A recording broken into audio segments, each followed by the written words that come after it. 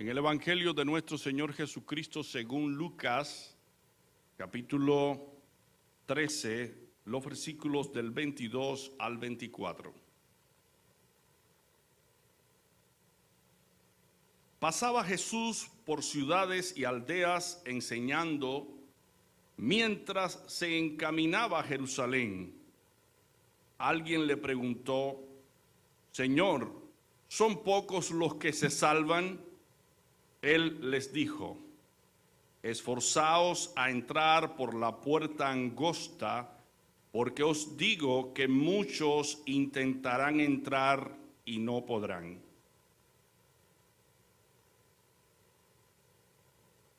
La puerta aquí no es un objeto, no es algo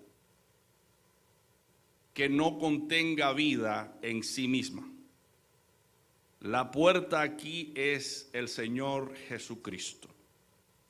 En Juan 10, versículo 9, el Señor está diciendo: yo soy la puerta. El que por mí entre será salvo, entrará y saldrá y hallará pastos. Así que cuando hablemos de puerta en este mensaje, nos estamos refiriendo a una persona, a la persona de Jesucristo. En Lucas, capítulo 13, los versículos del 22 al 23, Jesús está viajando de pueblo en pueblo, enseñando y anunciando el reino de Dios mientras se dirige hacia Jerusalén. En el trayecto de este viaje, Él está predicando, anunciando las buenas nuevas de salvación. Para Jesús, el reino de Dios debía ser aceptado por todos los que habrían de ser salvos. Si quieres ser salvo, tienes que aceptar las normas y las condiciones del reino de Dios. Este reino presenta ciertas condiciones que muchos no están dispuestos a aceptar. Una de estas condiciones es presentada en el pasaje del cual vamos a estar hablando o predicando en el día de hoy. La puerta angosta. La puerta angosta es la condición para entrar al reino y participar de la salvación.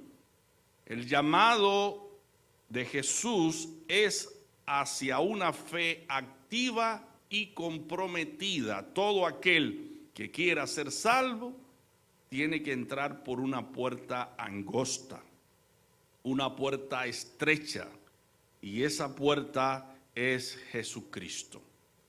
En el versículo 22 de Lucas 13, Jesús se está dirigiendo a personas de diversas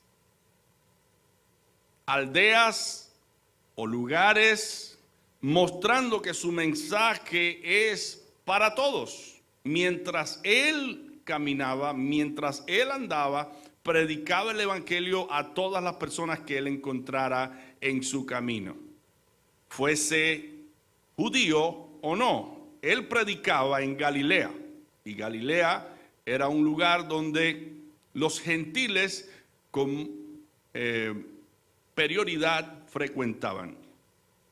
Allí Jesús estableció su estación de prédica más famosa. La pregunta que se hace en este pasaje es una pregunta con relación a la salvación. En el versículo 23, alguien pregunta: ¿son pocos los que se salvan? Creo que esta es una de las preguntas que todos los seres humanos, de cierta manera, nos hacemos, que tiene que ver con de dónde venimos, quiénes somos y a dónde vamos. ¿Verdad? Que nadie aquí llegó de manera planificada, nadie planificó antes de venir a la vida, venir aquí. nadie dispuso venir a esta tierra a conocer la vida antes de existir. El Señor no nos preguntó a nosotros si queríamos venir a la vida. Él nos trajo a la vida. Y es la pregunta de todas las personas que viven en este mundo: ¿de dónde venimos? Nosotros los cristianos sabemos que venimos de Dios. Pero algunas personas han llegado a creer que vienen de razas inferiores, de animales, y que no vienen de las manos de un creador. Y no vamos a entrar en detalle con relación a este modo de pensar, porque esto no es lo que nos debe preocupar en estos momentos. Lo que nos debe preocupar es si nosotros vamos a estar incluidos dentro de esas personas que se salvan. Así que la preocupación nuestra debe estar en relación a esta pregunta. ¿Son pocos los que se salvan? Quizás esta persona que hace la pregunta al Señor estaba buscando tranquilizar su conciencia. Quizás estaba buscando saber el número exacto de personas que habrían de ser salvas. Sin lugar a dudas, esta pregunta también nos debe ayudar a nosotros para tener una reflexión cabal sobre nuestro destino. Debemos nosotros hacernos las preguntas siguientes. ¿Cuáles son las decisiones que estamos tomando respecto a Dios y su reino? Eso es lo que debemos preguntarnos. Las decisiones que hacemos cada día tienen que ver con Dios y con su reino. ¿Cómo estamos en el cumplimiento de nuestros deberes espirituales? ¿Hay algún descuido espiritual? ¿Nos hemos desencantado de la vida espiritual y el mundo ha estado penetrando en nuestras vidas? ¿Ha estado controlando nuestra mente y nuestras decisiones? Estamos tan afanados y tan preocupados por las cosas de esta vida que estamos perdiendo de vista el cielo, la eternidad que Dios nos ofrece. El Señor Jesús pasa a responder esta pregunta: si son pocos los que se salvan. Miren la respuesta del Señor Jesús: esforzaos a entrar por la puerta angosta. Es lo que dice el Señor. Quizás esa persona estaba esperando que el Señor le dijera el número exacto de personas que habrían de ser salvos, que son dentro de tantas personas, millones y millones, pero esos millones van a ser pocos en comparación con el resto del mundo. Pero mira la respuesta del Señor: esforzaos a entrar por la puerta estrecha. ¿Nos estamos esforzando?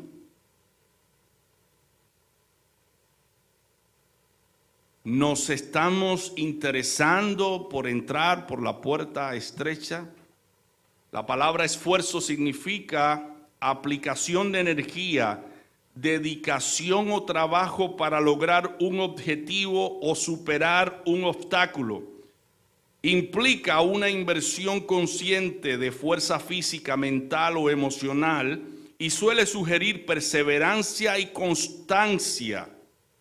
El esfuerzo se garantiza o se caracteriza por la voluntad de alcanzar metas a pesar de las dificultades o el cansancio, y refleja compromiso y determinación para cumplir con una tarea o responsabilidad.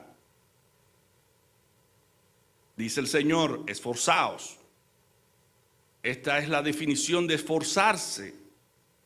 Es comprometerse, es permanecer, es asumir responsabilidades, es tomar la determinación de seguir al Señor constantemente.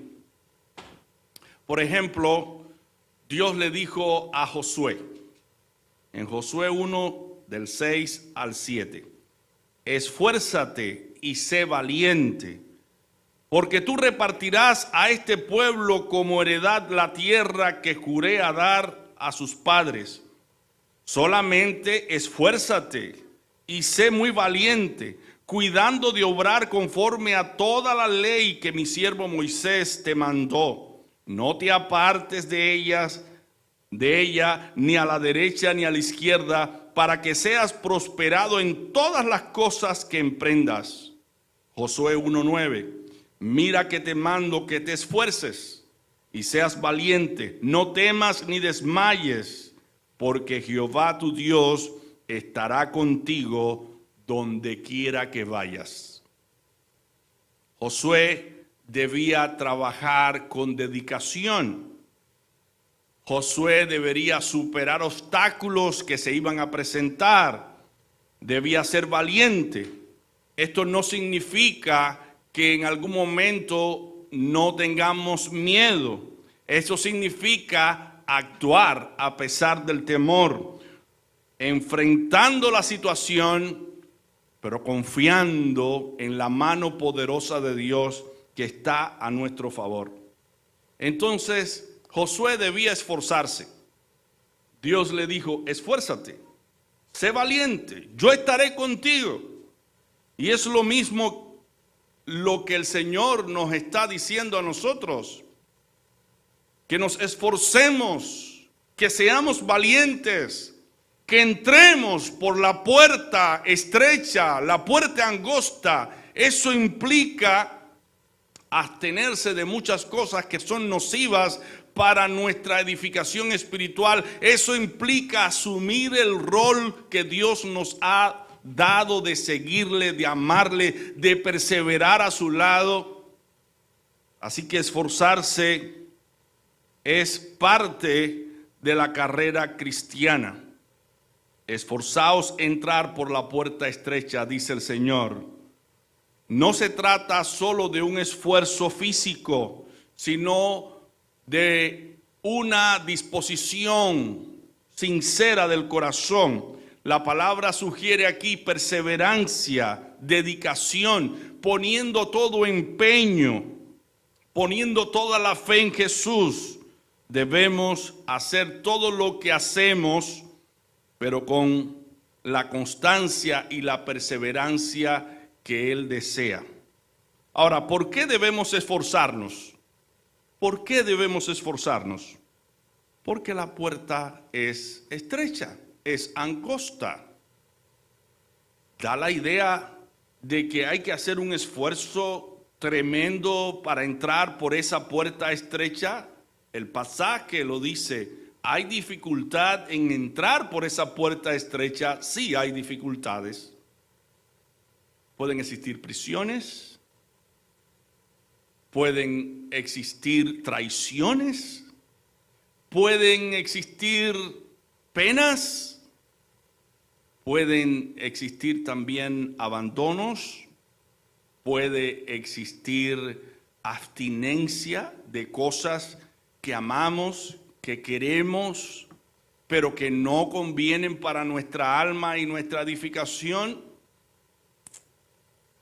Por esa puerta solo cabemos tú y yo. No debemos llevar cargas innecesarias. Solamente cabemos tú y yo.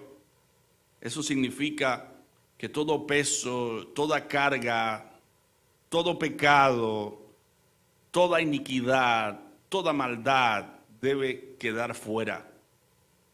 Porque esta puerta y este camino que comienza con pasar a través de esa puerta es puerta y camino de santidad, como dice la Escritura.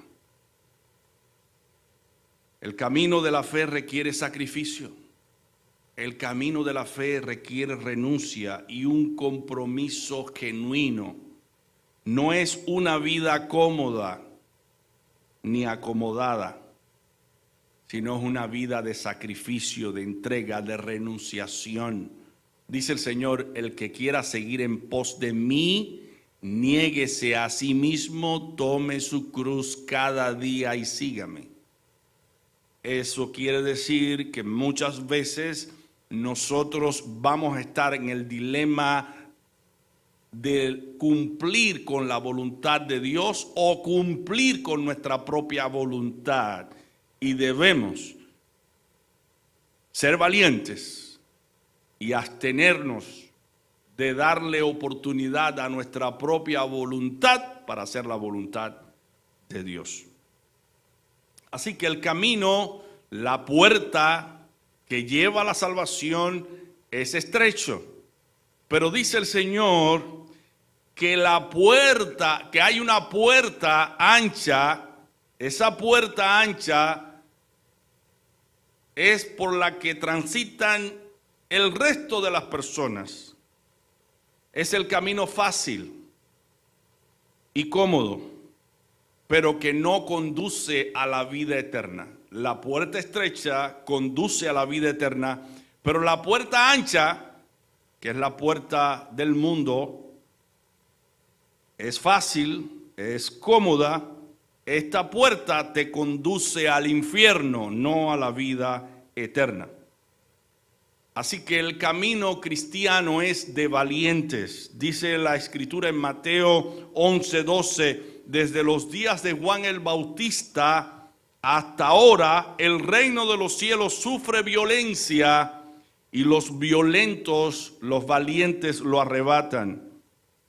El cristiano tiene que enfrentar tres enemigos poderosos. El primero es el diablo, el segundo es el mundo y el tercero es el pecado. Con relación al diablo, dice la Escritura que está cual león rugiente buscando a quien devorar. Ese es nuestro adversario. Vino para matar, destruir y robar. Él quiere vernos destruidos. Pero también está el mundo con sus diversiones, con sus modas, con su manera de ver la vida alejada de Dios, lleno de inmoralidades y perversidades, que nos ofrece en bandeja practicar todos los placeres de pecado. Por eso dice Juan, no améis al mundo, hijitos, ni las cosas que están en el mundo, porque todo lo que hay en el mundo no procede del Padre, sino del mundo. Y el mundo pasa y sus deseos, pero el que hace la voluntad de Dios permanecerá para siempre.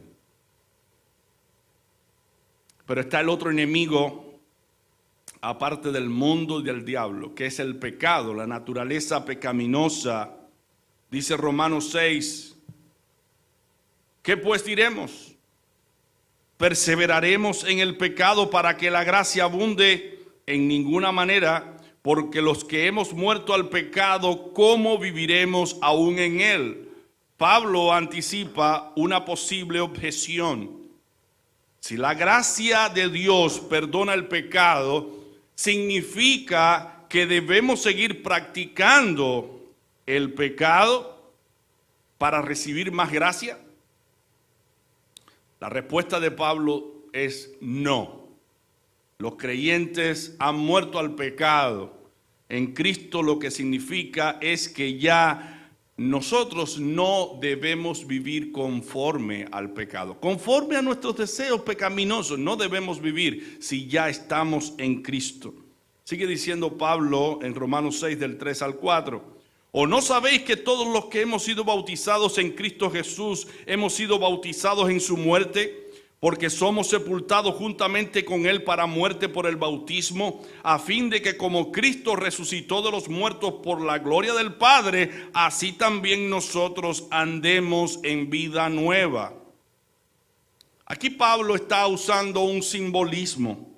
Ser bautizado en su muerte. ¿Qué significa ser bautizado en su muerte?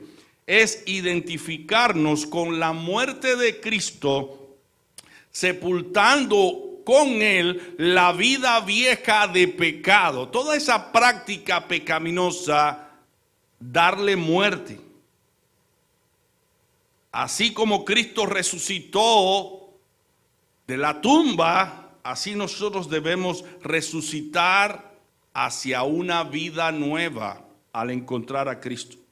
Sigue diciendo Pablo en Romanos 6, del 5 al 7, porque si fuimos plantados juntamente con Él en la semejanza de su muerte, así también lo seremos en la de su resurrección, sabiendo esto, que nuestro viejo hombre fue crucificado juntamente con Él, para que el cuerpo del pecado sea destruido, a fin de que no sirvamos más al pecado, porque el que ha muerto ha sido justificado del pecado. Pablo explica que nuestra unión con Cristo implica que el viejo hombre tenga que morir, tenga que dejar su función, tenga que dejar su actividad. Esa naturaleza pecaminosa que es el viejo hombre, dice Pablo, ha sido crucificada con Cristo. Esto significa que ya no estamos bajo el dominio, el control del pecado, sino estamos bajo el control del Espíritu de Dios. Y por esa razón somos justificados. Dice Romanos 6, del 8 al 10, y si morimos con Cristo, creemos que también viviremos con Él, sabiendo que Cristo, habiendo resucitado de los muertos, ya no muere. La muerte no se enseñorea más de Él, porque en cuanto murió, al pecado murió una vez por todas, mas en cuanto vive, para Dios vive. Pablo lo que está enfatizando aquí es que al morir y resucitar, Jesús conquistó la muerte y el pecado de una vez por todas. De la misma manera nosotros, al estar en Cristo, vivimos para Dios, libres del dominio del pecado y la muerte espiritual. Aquí Pablo nos está exhortando como cristianos que no debemos conformarnos a la vieja vida, al pecado, a la naturaleza pecaminosa. Sigue diciendo él, así también vosotros consideraos muertos al pecado, pero vivos para Dios en Cristo Jesús, Señor nuestro. Aquí está la invitación, debemos considerarnos muertos al pecado. Es decir, que el pecado no existe para mí, ni yo para el pecado. No hay una conexión, no hay una unión entre el pecado y yo. La práctica del pecado como tal. Así que la invitación de Pablo es considerarse muertos al pecado, lo que significa que debemos vernos a nosotros mismos como personas transformadas, vivas en Dios, gracias a la obra de Cristo.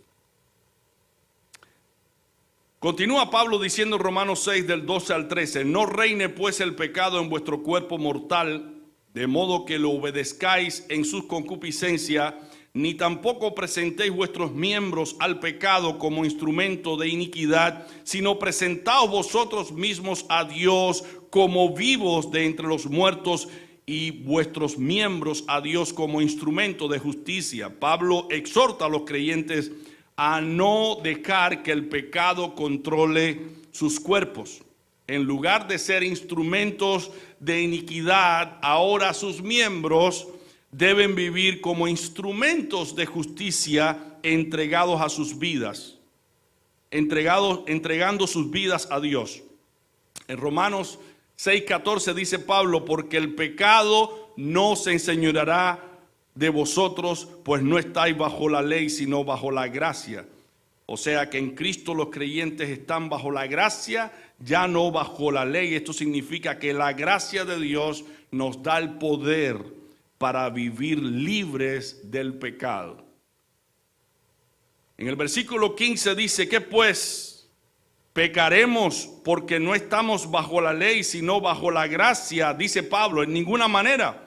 Pablo vuelve a anticipar una pregunta, si estamos bajo la gracia y no bajo la ley, ¿podremos pecar libremente? La respuesta una vez más a esta pregunta es no. La gracia no es licencia para pecar, sino capacidad divina para no pecar. Romanos 6:16 dice, ¿no sabéis que si os sometéis a alguien como siervos para obedecerle, sois siervos de aquel a quien obedecéis, sea del pecado para muerte o sea de la obediencia para la justicia? Para justicia. Pablo usa la metáfora de la esclavitud para explicar que cuando obedecemos al pecado, nos convertimos en esclavos del pecado. Pero si obedecemos a Dios, nos convertimos en siervos de la justicia, porque Dios es justicia. Romanos 6, del 13 al 18 dice, pero gracias a Dios que aunque erais esclavos del pecado, habéis obedecido de corazón aquella forma de doctrina a la cual fuisteis entregados y libertados del pecado, vinisteis a ser siervos de la justicia. Pablo da gracias a Dios porque aunque antes los creyentes eran esclavos del pecado, ahora son libres y viven bajo la justicia de Dios. Los creyentes están transformados a través de la obra que Dios opera en sus corazones. Y ahora, si pareciera poco lo que Pablo está hablando aquí, Pablo pasa a hablar en términos más humanos para explicar verdades profundas.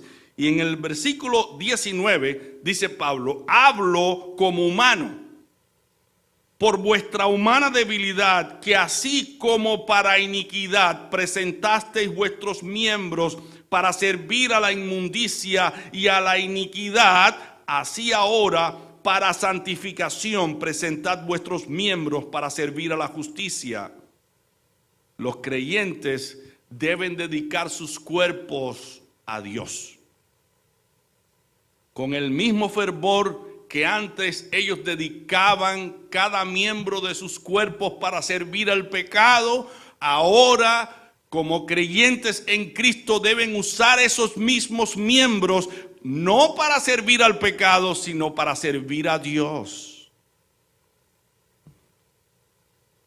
Los versículos del 20 al 21 dice Pablo, porque cuando erais esclavos del pecado, erais libres acerca de la justicia.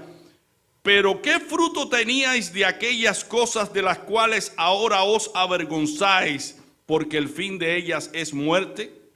Antes de conocer a Cristo, los creyentes vivían libres de la justicia, pero eran esclavos del pecado. Lo que solo les conducía este camino era a la muerte. Ahora, al mirar hacia atrás, esas acciones traen dolor, tristeza, traen vergüenza. Es lo que Pablo enfatiza aquí. En el versículo 22 dice Pablo, mas ahora que habéis sido libertados del pecado y hechos siervos de Dios, tenéis por vuestro fruto la santificación y como fin la vida eterna. Y hay que hacer una relación aquí con las palabras de Cristo, porque Cristo está diciendo, esforzaos a entrar por la puerta estrecha. Y yo me tengo que esforzar a entrar por la puerta estrecha cuando yo abandono los pecados que amo, los pecados que deseo practicar. Cuando yo los dejo afuera, cuando yo no los practico, cuando yo me abstengo de esos pecados por seguir a Cristo, yo estoy entrando por la puerta estrecha. Por eso el Señor dice que Él llama a todos los hombres a que se arrepientan y crean en el Evangelio. El arrepentimiento significa abandonar toda práctica de pecado. Pablo resume el mensaje que el pecado lleva a la muerte, pero que el regalo gratuito de Dios es vida eterna en Jesucristo. Así que este pasaje de Romanos 6 nos ilustra claramente por qué hay que esforzarse para entrar por la puerta estrecha. Y hay una advertencia que Cristo nos da en el pasaje donde hemos basado este mensaje. ¿Cuál es la advertencia de Cristo? Muchos intentarán entrar por la puerta estrecha y no podrán. Y yo pregunto, ¿por qué no podrán entrar? La advertencia de Jesús es seria. Muchos querrán entrar al reino, pero no todos lo lograrán. ¿Por qué? Por su amor al pecado, por su amor a la práctica pecaminosa, por amor al mundo. Algunos intentan, pero no perseveran. Jesús llama entonces a un esfuerzo constante y genuino. Y en Mateo 10:22, Él nos dice: seréis odiados, aborrecidos por todos por causa de mi nombre, pero el que perseverare hasta el fin. Ven aquí, esto es parte del esfuerzo. Es parte de esforzarse por permanecer, de hacer las cosas que Dios nos manda a hacer con constancia. Mas el que perseverare hasta el fin, este será salvo. La perseverancia debe ser alimentada entonces por una genuina comunión con el Señor. Con ese Señor que nos ha libertado del pecado, nos ha hecho siervos de Él, para que participemos de el galardón que es la vida eterna. Entonces debemos ejercer una fe activa. Jesús nos llama a una fe que se vive, a una fe que se demuestra a través de nuestras acciones, a través de nuestras decisiones, a través de nuestra obediencia y entrega a Dios diariamente. Y quisiera concluir con estas preguntas. ¿Estamos esforzándonos nosotros por entrar por la puerta angosta o estrecha? ¿O estamos buscando salvarnos en la puerta ancha, cómoda, donde participamos un poco de las cosas del Señor y participamos un poco de las cosas del mundo? Donde si alguien nos mira, no hay tanta diferencia entre nosotros y las personas que están en el mundo, porque hablamos como ellos, miramos como ellos miran, caminamos como ellos caminan, nos vestimos de la manera que ellos visten. A través del vestuario promovemos la vida licenciosa y pecaminosa. Podemos incluso venir aquí a adorar al Señor y en la casa servir al diablo o al mundo. El Señor nos está diciendo: esforzaos a entrar por la puerta estrecha, porque muchos querrán entrar, mas no podrán. La pregunta es: ¿estamos nosotros esforzándonos? Debemos vivir una vida comprometida. Aceptar el llamado de Jesús implica una transformación constante que va aumentando cada día, para no conformarnos a los deseos pecaminosos y estar siempre dispuestos a obedecer a Dios.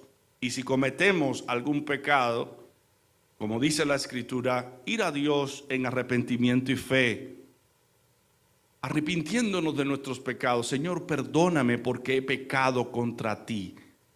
Perdóname, Señor. O pecamos y nos olvidamos de confesar esos pecados. Si los olvidamos, Satanás está logrando ventaja sobre nosotros. Pero si vamos a Dios en arrepentimiento y fe, confesamos nuestros pecados. Miren lo que nos dice la palabra: el que confiesa sus pecados prosperará. Si nos apartamos de nuestros pecados, confesamos nuestros pecados, vamos a prosperar, vamos a ser edificados. El que oculta sus pecados no prosperará, mas el que los confiesa y se aparta, dice la Escritura, alcanzará misericordia. ¿Queremos nosotros alcanzar misericordia de parte de Dios? ¿Queremos ser bendecidos? No andemos con pecados ocultos. Vayamos a Dios en arrepentimiento. Señor, perdóname. Dice la palabra: si confesamos nuestros pecados, Él es fiel y justo para perdonar nuestros pecados y limpiarnos de toda maldad. Él lo promete. Él es perdonador, Él es misericordioso. Pero el enemigo quiere que nosotros no reconozcamos nuestros pecados, no confesemos nuestros pecados, no declaremos nuestros pecados ante Dios, para que no seamos bendecidos y estemos expuestos al infierno. Dios quiere salvarnos, pero tenemos nosotros el compromiso serio de esforzarnos.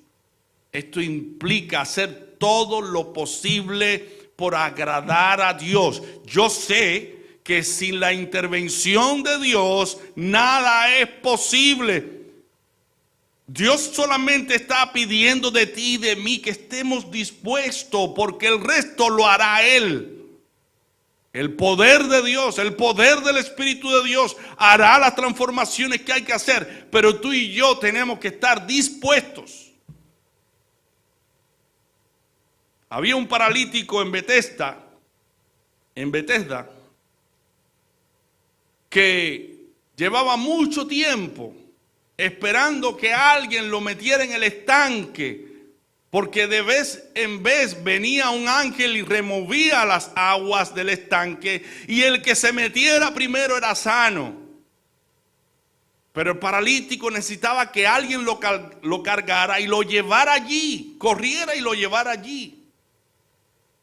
Y cuando Jesús lo ve en aquel estado en que estaba, el paralítico, dice la Escritura, que estaba acostado. Había perdido la ilusión, había perdido el ánimo de sanarse. Estaba acostado. Imagínense, muchas veces sucede eso mismo con los creyentes. No hacen el mínimo esfuerzo. Y dicen, cuando Dios quiera, si Dios quiere salvarme, si Dios quiere ayudarme, no hacen el esfuerzo. Por ejemplo, el esfuerzo de Zaqueo. Zaqueo necesitaba tener un encuentro con Jesús. Era pequeño de estatura, la gente le impedía ver a Jesús. Él hizo el esfuerzo de subirse en un árbol para ver a Jesús. Y lo que Dios está pidiendo a ti y a mí es eso. Es verdad que no podemos ser salvos por nuestras obras o por nuestra sabiduría o capacidad humana, solamente por Dios, pero Dios está pidiendo de ti y de mí que haya esfuerzo. Hay muchos creyentes hoy que quieren llevar una vida cristiana sin hermanos de la fe. Solo por allá, sin pastor, nadie que los pastoree, nadie que vele por sus almas. Quieren vivir la vida sola, como ovejas sin pastor, sin orientación, sin instrucción, porque creen que saben salvarse. Y la salvación tiene que ver con Dios. Dios es el que salva. Pero Dios, al salvarnos, no nos deja desprovistos en el mundo. Nos une a una congregación cristiana de hermanos que oran, ayunan, leen la Biblia, se ayudan entre sí, tienen interacción unos con otros y se edifican en la fe a través de los dones que Dios les ha dado, y son personas que pueden perseverar y avivar su fe en esa comunidad de cristianos. Cristo fundó su iglesia precisamente para ayudarnos a lograr esa salvación que Él promete. Él fundó la iglesia y dice, ni las puertas del infierno prevalecerán contra ella. Es su iglesia, es la que Él ha puesto aquí en la tierra, dándonos pastores, dándonos maestros que nos instruyan y que nos guíen en la vida de santidad.